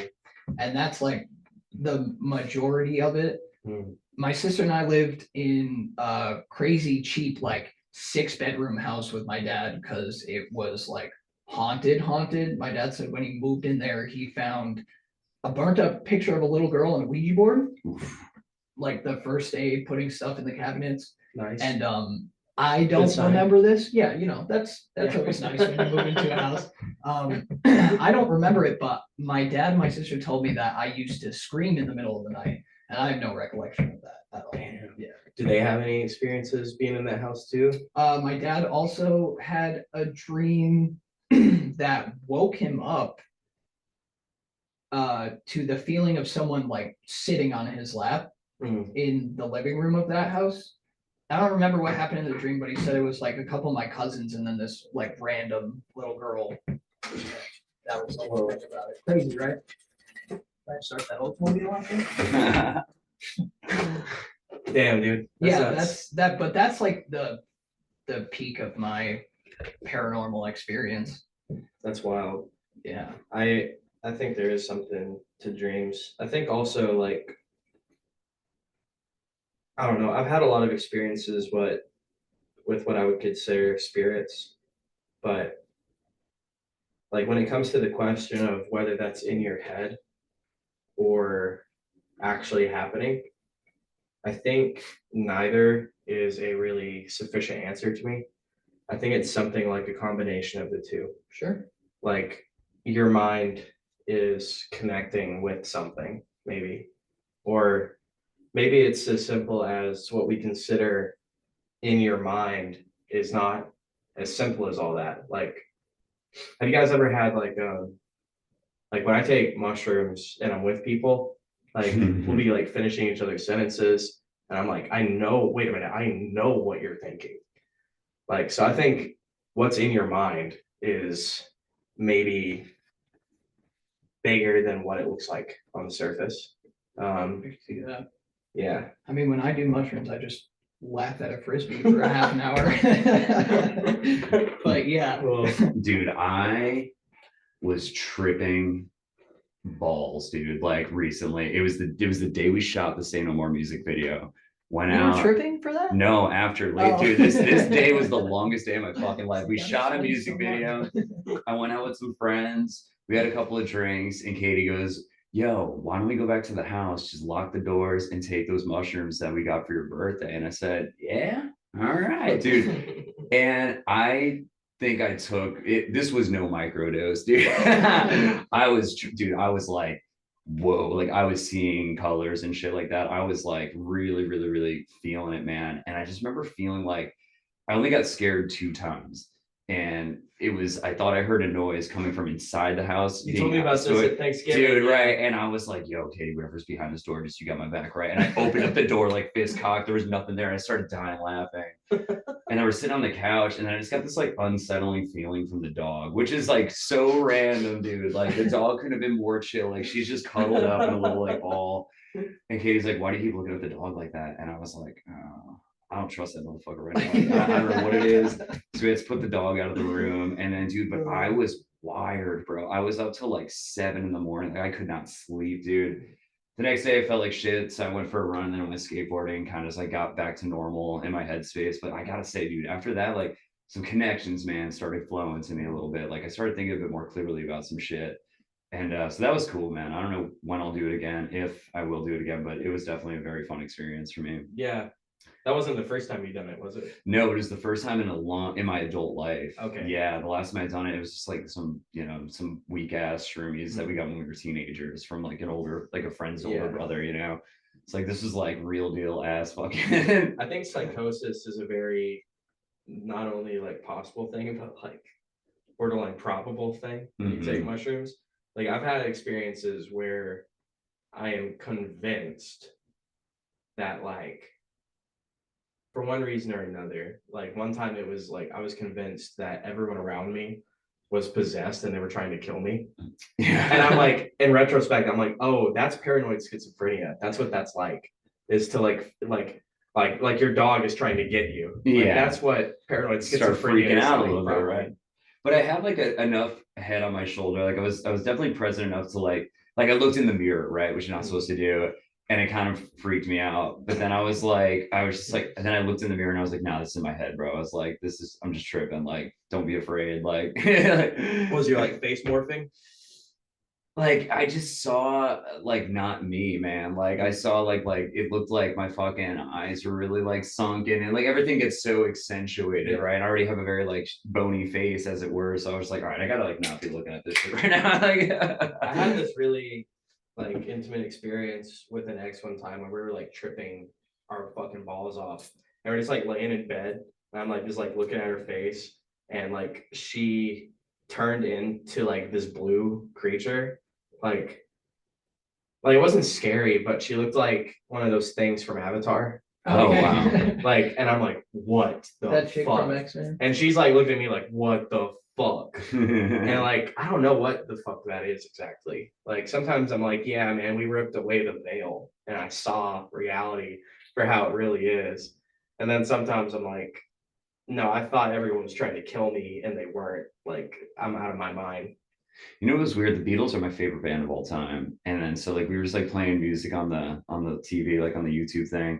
And we put on some Beatles, and I was just like, yo, I kind of fucking hate this right now. Like I don't know, like it just wasn't. It wasn't hitting. And we listened to Tame Impala for like hours, dude. And I was just like, yo, this guy's got one speed, and it's. It's like, dude. Oh, Every song of his is the same. that's great. It's true. It's good stuff though, dude. Oh, I love Tame Impala. Elephant. Yeah. Crazy. The like super popular hit. That video is a great one to watch when you're tripping. Yeah. I can't remember the name of it, but like the Tame Impala song. Less I know, the better. Oh yeah, dude. The Banger. video of that is insane.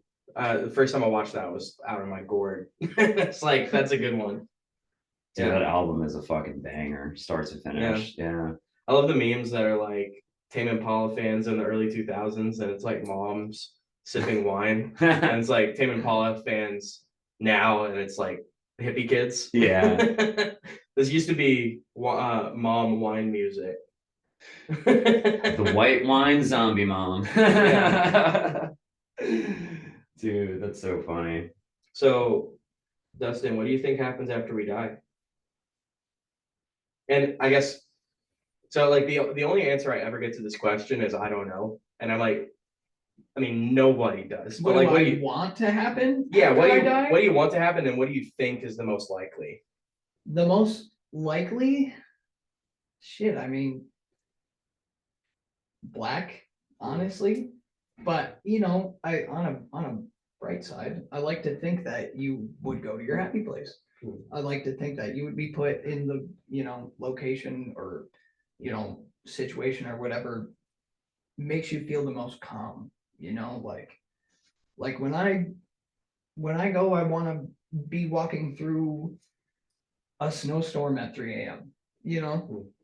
And if I was there for eternity, that sounds great. I got my comfy jacket on and that sounds awesome. Or who knows, maybe you just don't feel anything anymore and, you know, or I don't know. It's hard to speculate on, but you know, reincarnation is a cool idea too. And you know, you go back or going back to what you said when we first sat down, like feeling like I've been here before, you know, and the whole ideal of like you get put on earth as many times as it takes you to learn the lesson that your specific soul needs to learn. You know what I mean? So when you talk about old souls, I think it's kind of tied into that where it's like I feel like I'm just keep getting sent back, like held back in a grade. You know what I mean? Yeah. You know what I mean? Yeah. And Like, then it's not a until you good thing. figure out that lesson that your specific soul is supposed to learn, you just keep coming back. You know? That's really What is interesting. that? What is that movie? With Robert Downey Jr. where he dies and then he gets Oh, Iron Man. reincarnated. Yeah, Okay. I totally forget the name of it, but it's kind of like that. No, Iron Man 2. You're right. Yes, Oh, you got yes, it, yes, yep. But same shit, you know. Like I like to think that we're just souls trying to learn lessons that benefit our specific soul. I like this idea that that's interesting. I like this idea that if you're keep coming back here, that doesn't mean you're wiser. That just means you are not fucking Yeah, getting you're it. not getting it exactly. Yep. That's how I feel. I feel like I'm not getting Yeah. it. You know? Damn. Yeah. It's like it's not like a cool thing to be held back 8 times. No. Yeah. You know, I don't want to be here There might be anymore. something to that. Yeah, I need to cheat. I But you think can't cheat on other people's paper because it's all specific Yeah. to one person, you know? This is true. I think you're right. Like we'll probably keep getting sent back here, and I feel like I've done this before, but I also, like I said, like I feel really old Yeah. and tired, Yes. and yep. I'm really trying to not do this. Yeah, dude. Yeah, I totally understand. We gotta wise up, I guess, you know? I'm also terrified. Like I'm not so afraid of dying because I do believe in something after this.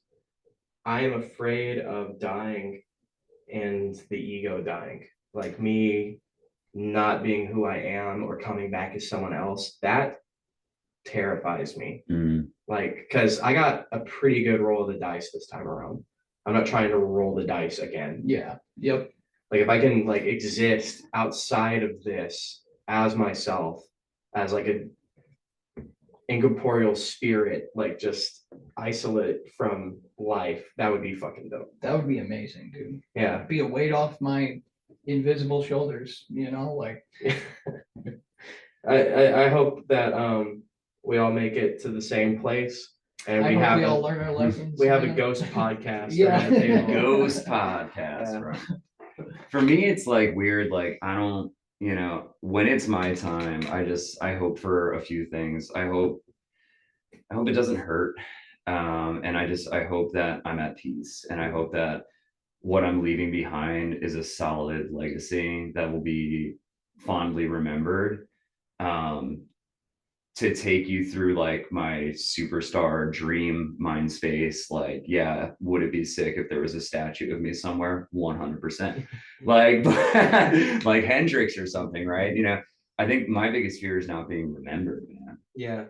The Egyptians had a word for this called ka, which is like the second death, which is the last time anyone ever utters your name or speaks about you. That's crazy. So like someone like Shakespeare is immortal, Mhm. but then like Someone like you and Joe me. Blow. Hate to break it to you, Will. Exactly. Well, yeah, and that's the thing too. Like, I want my friends and family. Like, it's weird too. It's like I don't want to be the fucking last one out. oh yeah, But I don't want to leave no. anyone behind either. Dude, It's that like is- oh my god, surviving everybody that's terrifying. my grandfather, dude. My grandfather was 101 years old. Bro, outside of the family, like everyone he knew in his life had passed away, including his wife, dude. My grandmother passed away before him. You know what I mean? It's Fuck, like, man. I think of that movie, The Irishman, right? At the end, Oh, yeah. when De Niro is just that old man in the Mhm. chair and there's no one left. Like, that was my grandfather, dude. Damn, that's rough, man. Yeah, but he had a good life, a long one, and he achieved a lot. He's seen it all, but it's like, I don't know that. I just also don't want shit to get more difficult, dude. Like, I don't want to be doing motherfucker every time I get out of a chair. You know what I mean? Like, I ain't trying to do that. no. I also think they're like, whatever does come afterwards. I'd like to think of it like this. I'd like to just be walking down the street and walk into my favorite bar and I see all my favorite people, and I just kind of fucking cheers a glass, you know what I mean? And then you get hit by a bus. And my folks how are it there, was. and my uncles are there, and all my friends that I miss that aren't with us on this plane anymore are there, you Yeah. know. And I came to join and said, "Hey, all right, dude, crank up the Zeppelin, bro. We're fucking Yeah. raging." Yeah, Just more of this, but better. yeah, Yeah. yeah. Yeah. I think like anytime like heaven or like nirvana is described, it's like ultimate peace.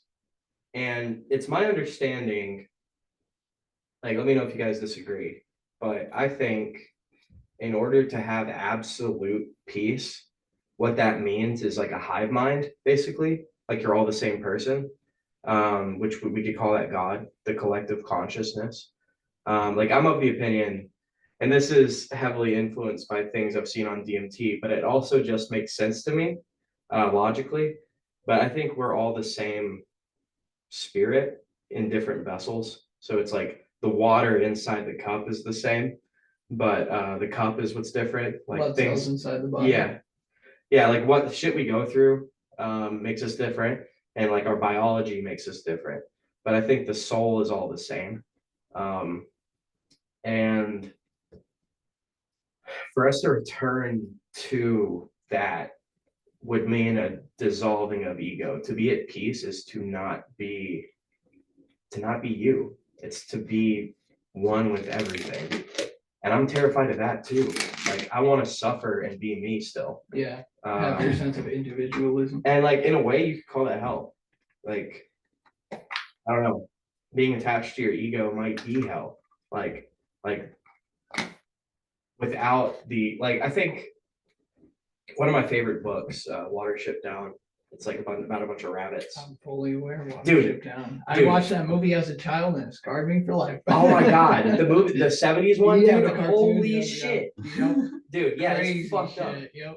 But there's a part in that where Fiverr is talking to Hazel, and he's like, because Fiverr has these visions, like, and he has like these dreamscape walks he does, and like, he's like, I don't think the thing after this is peace. Like, I think the thing we're going into after this is like maybe really fucking wild and crazy, and this is like actually pretty tame by comparison.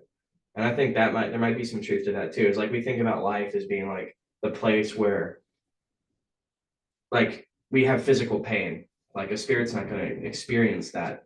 But maybe like this body kind of absorbs some of that just raw feeling that exists. Like maybe it's kind of a shield where you don't experience things on the fullest level.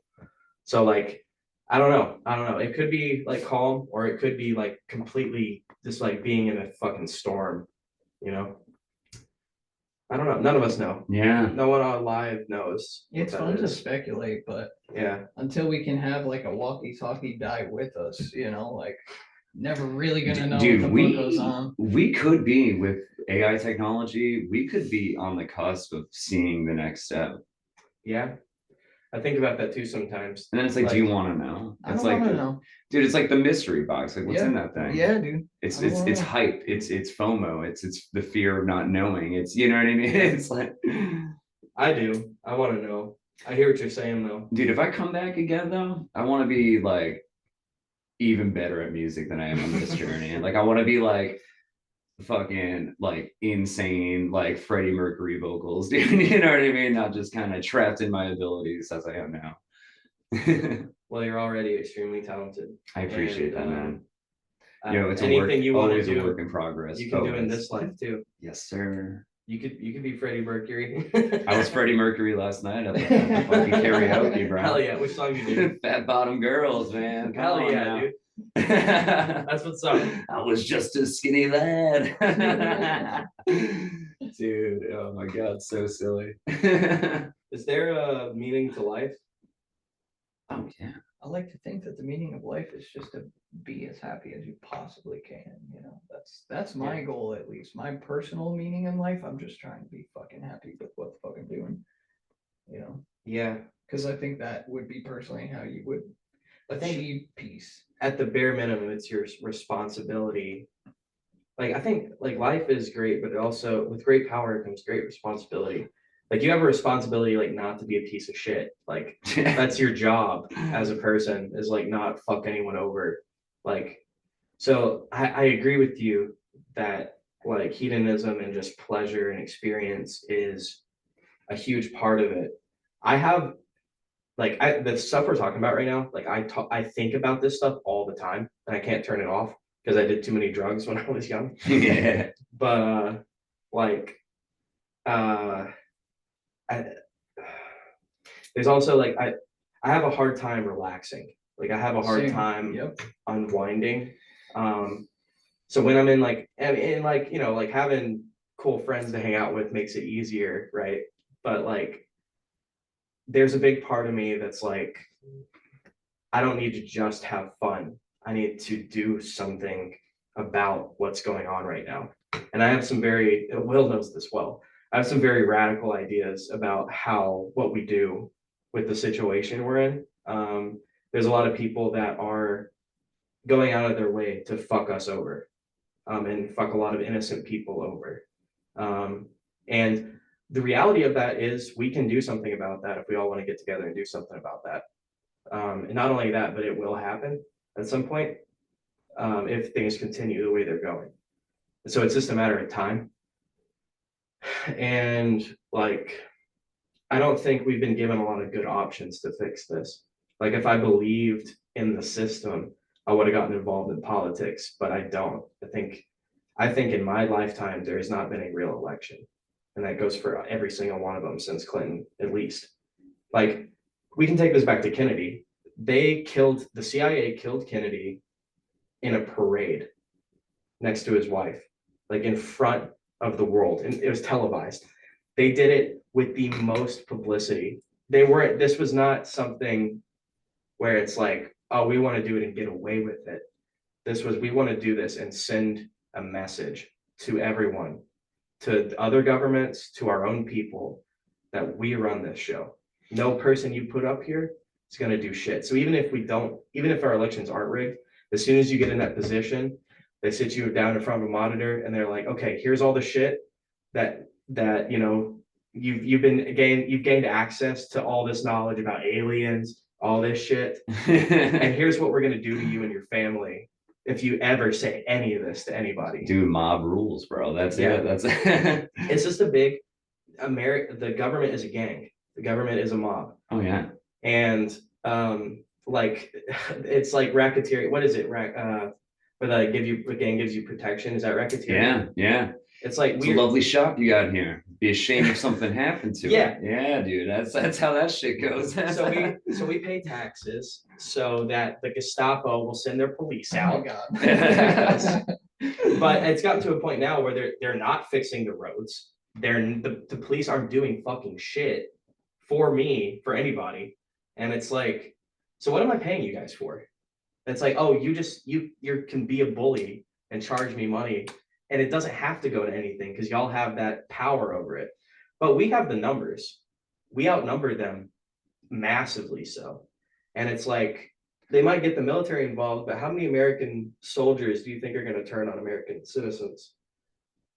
Yeah, man, it is crazy. Speaking of the whole politics thing, I had a very interesting conversation with somebody the other night, and this will tie in to my new obsession with the new Green Day album. So bear with me here. No, basically, I was talking to a friend of mine, and I was like, "Bro, have you heard the new Green Day album? Straight gas, bro! Like this is the best shit they've done in a long time. It really speaks to me. Musically, it's very well thought out, and it's very rock and roll sounding. Like they took a less clean cut edge to their music."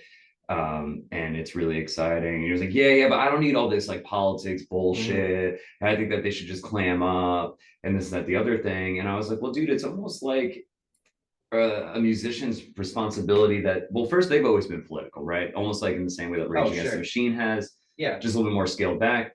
And he was Rage like, Against the Machine is a political name. Literally, yes. Yeah. And I was like, well, why do you feel that way, man? And he was like, because he basically made the assumption that people don't have a mind to think for themselves. He said, if you are drawn to this sensation, you're just going to go with whatever they're saying because it's the new sensation, it's what's hot, and then people are just going to basically blindly follow the leader, which I could see the point he was trying to make. However, I do think it's very ignorant to assume that we can't have thoughts for ourselves, right? Sure. Like when I listen to a song like Try That in a Small Town, for instance, I'm like, hey, this doesn't really speak to me, and I don't really know how I feel about this. And I could see why people are just going to be like, yeah, and get all revved up about this. But for me, like, I didn't hear this brand new hit song by Jason Aldean that was getting all this press and immediately go, if that's what's popular, that must be the truth, right? Like that's Yeah. not where my head. So like, to assume that someone can't draw their own conclusions without being told what to do and how to think is kind of fucked up. Like, Oh, sure. you're basically just assuming that people are Yeah. idiots. On both ends of that, like, yeah, the Green Day thing or the Aldean thing, I don't think the people that already felt that way are gonna be emboldened Yeah. by this. It's like, oh, my favorite artist is saying this thing that I also like. But it's like, you're not gonna, anyone who disagreed with that, you're not gonna like change their mind. Bro. Make them feel differently about it. And that song to me, like, it actually cracks me up because like, and I don't care about what I'm about to say next. I don't care for his voice. I don't care for his voice particularly on that song. Lyrically, bit of a stretch. Like, but then so like when I heard, I was like, dude, this started off as a bad idea, and they just went wild with it. Like, to me though, that's not how everyone feels, and like it's okay. Like it's whatever. My opinion on this is like he's got some very genius fucking like marketing people behind him that are like, oh, we can make a song that'll make both of the arguments like talk about it. We'll have people even that hate it talking about it, and that's all we need. That is 100% how Trump won. Is the media would not shut the fuck up about him. Oh yeah. So it's like you got people on the left talking about Trump, and you got people on the right who are already going to do that. So now it's like it's everywhere, and I feel like that's exactly what happened with Aldean. Is like they knew this was going to be controversial. That's the whole point of them doing it. Right. Is they're going to get the people that like that message, they're going to retweet it, and the people that don't like that message, they're going to retweet it too. It's like controversy is such a driving force with media, with music, with all of it.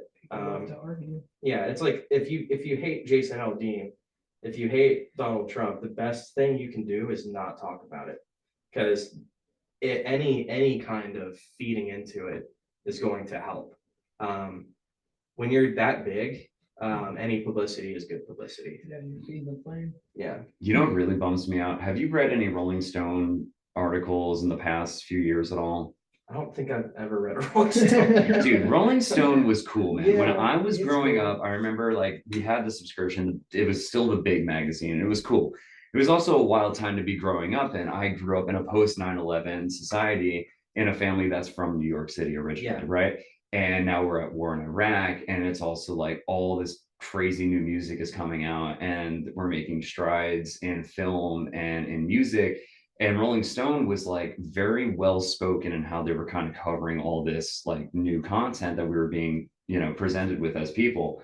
But nowadays it's like you read these articles and it seems like the most unprofessional like style of writing. And I guess that's like the new editorial that we're like, Yep. But I hate that. It's like, dude, there's no class in how they're taking a stance on this topic, which I think that even when you're speaking about something that like maybe is controversial or you don't necessarily agree with, have a little bit of style and class in the way that you speak about it, because then it reflects on you and your team also, you know what I mean? So it's like, for instance, they were bashing Aaron Rodgers, and which is like whatever, but it's like you've got a music publication taking a stance on an athlete, right, which is one thing, but the way that they were talking about it was like they were just taking shot after not only him but dudes like Tom Brady and Pat McAfee and the league as a whole, which honestly the NFL is fucking bullshit. It's an entertainment league at the end of the day.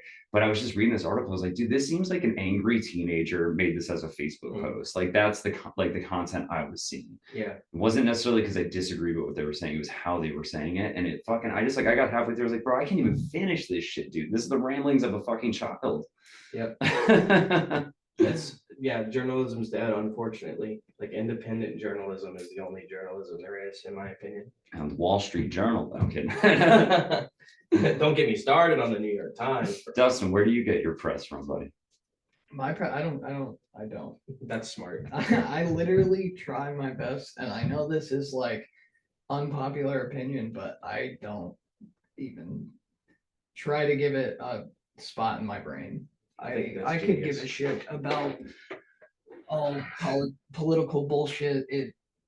Nothing has ever made sense to me anyway, and everything is, you never know who the fuck to believe either. Everyone has so many opinions where it's like I don't even know where to start with my own opinion. So no, I never really dove into that. I've only just now started to maybe try to dabble in some like independent dudes on Instagram who are just like telling me what's going on without an opinion. That's the best way to get it, Yeah. honestly, is just like some dude. Some dude just Yeah. talking about what's going on, and because I don't know, I try to stay out of it. That shit's a little above my brain capacity at the moment. I unfortunately stay like way plugged in, like with like what's going on. I try to anyway. And like it takes it severely is tasking on my mental health. Like I mean, as submissive as it sounds, like fucking ignorance is bliss. Like Yeah. I don't want to know. yeah, I try to keep up with shit, but it like there's nothing I can do about it. So I just get angry and like I've been in like I've been to a point where I've like not just considered, but like taken steps to do something that would have like gotten myself killed or like thrown in jail forever. Like I've really been in that state of mind. And I'm still there. But the difference is now I'm like, okay, like it took people close to me being like, you're not gonna be able to do anything. Like you're Yeah. gonna throw your life away. I think the biggest thing that we can do is just take a look at what's going around you. When you walk out your door, the places you go to, and the things that you're observing in your local, your direct. I mean, that's like like local government and stuff like that too. And it's like we vote every day with our wallets. That's a big one too. Like, where do I want to spend my money? You know what I mean? But then you also take a look at what's going down in my community, like what's and how can I contribute? Yeah. Or hey, I think we're doing this great. I think we're doing this is a little bit whack. And a place like Nashville is funny too because no one's from here originally. So who are we to really say? When I moved down here, I embraced the culture. I'd never been in the South like this. Like, yeah, we did the Florida thing, like every Northeasterner does, Disney World, the beach, whatever. But then I moved to like the actual South, and I was like, all right, they play a different game down here, and it was cool to see and adapt to, and I learned a lot about myself and what a different culture within my own United States that I would have never known if I never moved here. Learned a lot Yeah. about fried bologna sandwiches. Oh, did you go to Roberts? No, some Oh, diner in fuck. Murfreesboro. So there's a bar called Roberts. It's the only place. I mean this. Oh, It is, Western World, Robert's Western World is that it? on Broadway. Yeah, Oh, Brother Ryman? Yeah. yeah. Fucking It's love the that only spot, place I will go set foot in down there. Dude. No shade to any no shade to Jason Aldean's part. Yeah. But like they have, I just hate spending $12 on a PBR. But I digress. Roberts has they call it the recession meal, and it's a fried bologna sandwich, a PBR, and a moon pie for $6. Oh yeah, they And keep that it is like real, dude. when you've been hungover on Broadway, whew, that is the best thing ever. It's the best thing in the fucking world. Honestly, to anybody listening, if you're coming to Nashville, just skip don't go to Kid Rock's, go to fucking Robert's Western World. You're gonna see some musicianship on a level like you've never experienced in your life, dude. These guys are so good, man. And like I go there to learn, bro. Like I'll literally sit down and watch these guys, and they're playing like rockabilly Western swing. And I'm like, dude, that's like the chops I'm trying to get on. Like, I'll literally go home and like fire up the Telecaster and just try and play as fast as I can to keep up with something like that. I also ran into Bob Weir of the Grateful Dead. He was playing, I think it was like Bob and Friends or whatever at the Ryman. I went out the back to smoke a cigarette, and it shares that alleyway with the Ryman Auditorium. And I see this very old man in flip-flops and shorts, just kind of stepping like Bilbo Baggins, like just very slowly. And he had this guy with him. And I was like, oh my God, that's Bob Weir. And he must have heard me because he like kind of did and just kept walking, man. So if you don't know me like that, like I am a big time Grateful Dead guy, dude. Like I love the Dead. I'm not like, like a Wook or like a Jam guy, but like I love the Dead, dude. Like that's That's my shit, dude. My friend has a Grateful Dead cover band. It's pretty cool. Yeah, I'll send you a link to it Yeah, later. please They're do, awesome. man. But yeah, Nashville is interesting. It's an interesting place to be. It's a red state. It's always voted red, and Nashville has always voted blue. Like the Mhm. entire time Nashville's existed. And so what it creates is like an interesting melting pot of different ideas. And my only political opinion, period, is that I fucking hate the government. I don't care who the fuck it is. Yeah. I fucking hate the government. Like Ron With Swanson, bro. passionate. Like hate is a strong word, and I mean it. I fucking hate the government. The government totally sucks, Yeah. you motherfucker. Dude, Yeah. Tenacious D. And if there's one thing we can all agree on, and like I've interviewed people from like all kinds of like leanings on shit, you know? And it's one thing we can all fucking agree on is that they're corrupt as shit and we need some kind of change. I wonder, do we know any musicians that are involved politically as their like adult job or in any capacity? Because that could be a fun guest for you to have on. Oh yeah, actually. Do you remember New Wave Rebellion? New Wave Rebellion? Yeah, I haven't seen them play a show in years. They've kind of been in like a semi hiatus Yeah. for a long time. But then they'll like pop up and do a show somewhere. Oh yeah. But New Wave Rebellion, the front man, I can't remember his name right now, but he actually ran for mayor. Nice. And I was like, dude, that'd be fucking sick. Cause he's just a badass rock star. And I'm like, yeah, that's my guy. But that would be interesting. I would love, I mean, I hate the political spectrum, but my passion, that hate is still passion. So I know a lot about it. Yeah. And I would love to talk to politicians, pick their brains about shit. They're the people that need the most. Because I would actually fucking grill them. That would never happen. First of all, no politicians coming on Rabbit Hole. You never know, man. But dude, your following's growing. It's making waves. Yeah, thank you, appreciate it. Yeah, hopefully that happens. But it's not a safe space for them No. because I'm gonna grill them. Hot seat. Yeah, and there, even in the political scene of Nashville, like the Nashville music scene has a certain these bands fuck with these people, these bands fuck with these people, and it's getting better. We've talked about this before. Yeah. It's not as bad as it was like in 2015, but and that's a big part. What I'm trying to do is create one unified scene.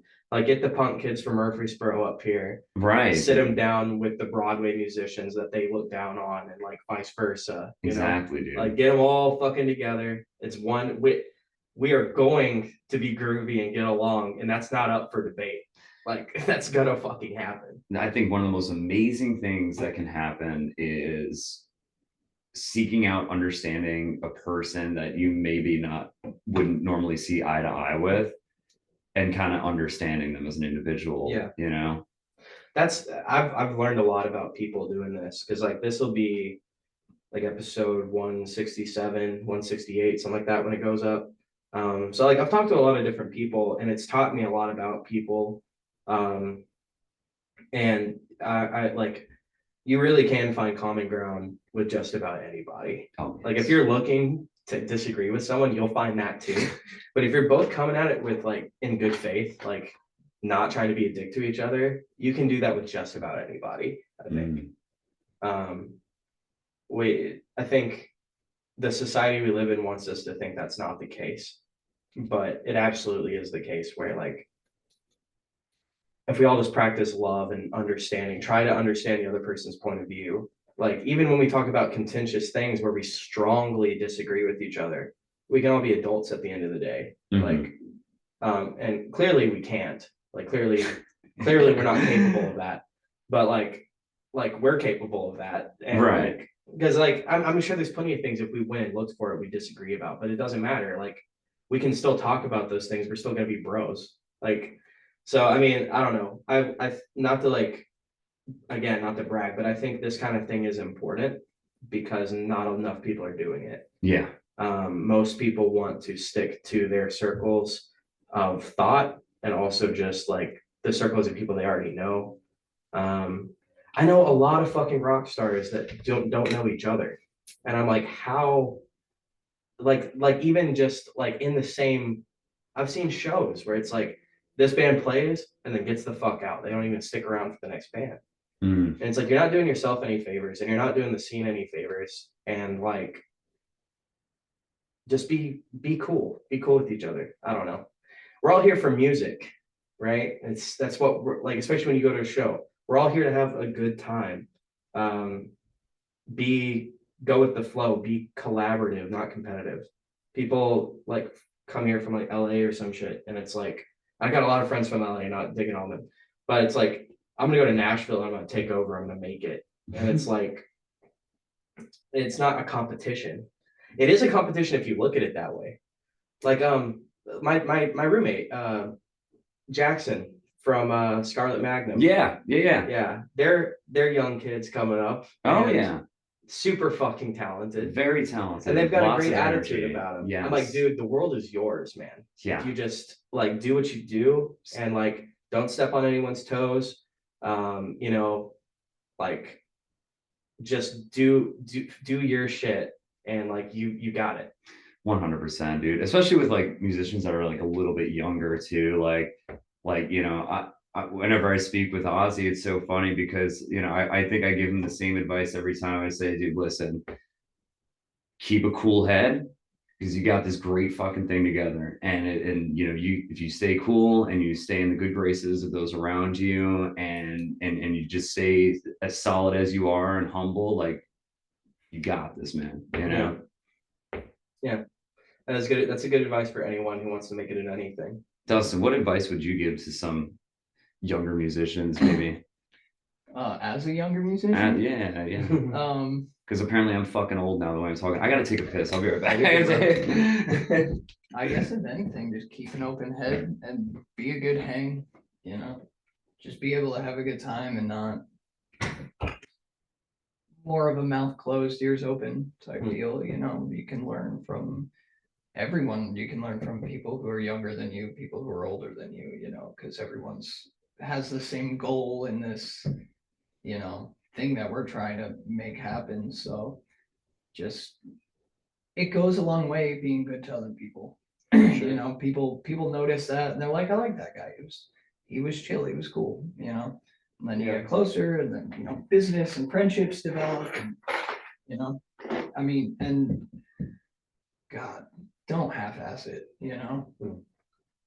Think of it as a as a business, because if you go into it with the mindset of it being business, you know, obviously have fun and like enjoy what you do. But if you put that extra work in to like be relevant and like some sort of marketing, you know, it's just makes it easier to make that all happen, you know. For sure. I think that's great advice. It's like this is not the industry if your goal is to make money. Yeah, no, Like you this can make is more money doing just about anything anything. else, dude. Like anything else. Nobody plays music to make money, you know. I mean, eventually that'd be amazing, but at you know, at the end of the day, I just want to fucking play drums. Yeah. You know, like I just want to show people a good time and just feel what I'm doing, you know, instead of having to think about everything, you know.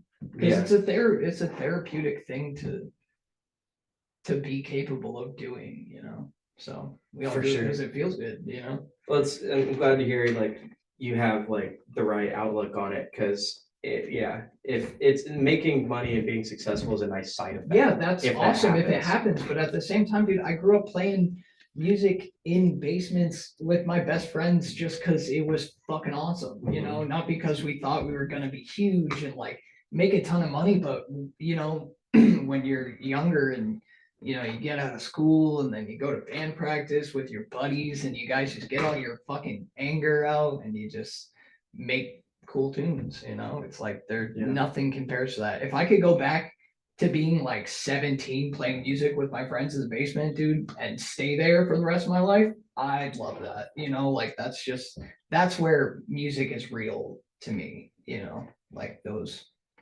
Little things.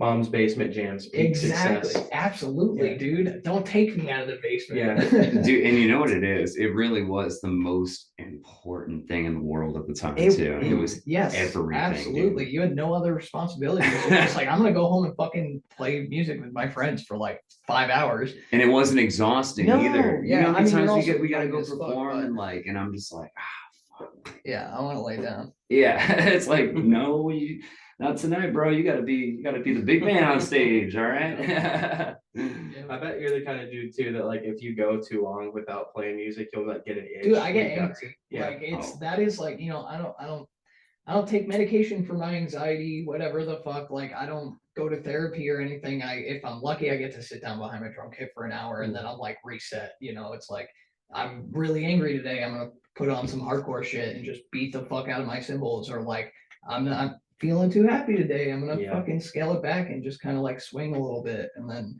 after that, there's like a sense of accomplishment and like a sense of like relief almost. I think that's the mark of a true artist is like, I have to do this. I do It's this not- because it makes me feel normal. Like I get pent up when I'm not doing it. Yeah. So I gotta say, man, I gotta really pat myself on the back here. I feel like lately I've been playing guitar at such an accelerated level than I ever have in my life. I don't know what has happened, but like over the past couple of years, it just started clicking, man. Like, and it's cool, and it's become something I'm so comfortable with nowadays. And I even started taking some advanced level like coaching lessons, like just to kind of get back in touch and like redevelop my understanding of like harmony and stuff like that, like based off guitar and stuff like that. So like, you're talking like the Nashville number systems, you're talking about like, knowing your intervals or like transposing different guitar solos. Like I was dicking around the other day and was at Hotel California and I was like, I'm gonna try this in C sharp minor and see if I can nail this on a different part of the fretboard. And it's cool when you start doing stuff like that. It's like, ah man, like the guitar is now fun again, because there's definitely waves, I feel like yeah, with you our can craft. hit a few walls. Oh yeah. You broke through a new level and now you got all this new land to explore. Yeah. Yeah. That's awesome. And what's funny too, my guitar actually isn't that low. My arms are that's long as That's fuck, really bro. cool, dude. And I slouch back with it. Will pulls his dick out and puts it on top of it. Yeah, that's how I like to well he's play. playing it. That's the slide right there, man. Dude, it's funny too, man. I got really long legs. That's like my torso is not long, my legs are long. So it's actually kind of funny. I'm a lot taller than my He's got girlfriend. legs for When we that. sit down together, and when we're sitting down, she's taller than I am sitting down because like of how long in comparison to my torso. I can't get over that you just have a bunch of calluses on the underside of your dick. Just in fucking 6 straight lines. See that? That's pain. That's pain. That's bro. dedication. Well, gentlemen, thanks for being here. Always was a glad to pleasure. have you This back, was man. awesome. Thanks, Nice to man. have you. Yeah, of course. Welcome to be here. Nashville. Thank Welcome you. to Sleeper Signal. Hell yeah, I'm dude. very excited to see your new music video when that comes out, to see the finished product. on Thank you, that. brother. I'm glad you got to see a sneak peek Yeah, already. So, a couple dates we got coming up. We're gonna be at the Cobra on the 31st of this month. That's the last Wednesday. We'll be playing with my good friend Mike Smith. We were actually on the TV show together. His band is freaking awesome, dude. Like they're just like hard Southern rock. And with one of my best friends and my old roommate Hayden, the High King Kai, he'll be performing as well. And his music is top notch. It sounds like Delta blues met like Sublime. Like it's really cool, man. Nice. And then we'll be at the East Room on February 24th with Scarlet Magnum. Okay. Yeah, that's gonna be cool. I don't know what's going on in March, but we're gonna be down in Sao Paulo, Brazil at the end of April. So I think Hell that's yeah. what we're gunning for now. So we're really excited about that. Well, it's been really cool to know you over this span of time and see you grow and develop as an artist. You And too, all man. the cool, thanks, man. And like all the cool shit you're doing, I'm so happy for you. Thanks, brother. Yeah, it's all coming together. If you don't know already, check out Sleeper Signal, link below. If this will be out before the video, so I won't be able to link that, but be on the lookout for their new music video as well. And catch them 31st at, where did you say? Oh, the Cobra. At the Cobra. Yeah, it's been a while, man. We really cut our teeth there in the earlier times, so I love playing there. Hell yeah. Dude, they've really done it up nice, man. I mean, I the haven't been there sound, since the third stage. dude, it's fantastic, man. I mean, the guys running sound there, they just really got it down to a T, and they put a little green room back there, and I think it's 18 and up now, which is exciting for the younger punk rock Really? scene that's developing in Murfreesboro No to shit. be able to get up here because a lot of those kids are not 21 yet. You know what I mean? So Oh, is that why they do the band and the tag now? yeah. That makes Yeah, sense. yeah. Okay. Well, I miss smoking cigarettes in there though. yeah. Yeah, Yeah. I caught the tail end of that. All right, man. Well, Well, yeah, thank you. thank Yeah. you so much, man. Check out Sleeper Signal. Alice, we'll see you next week.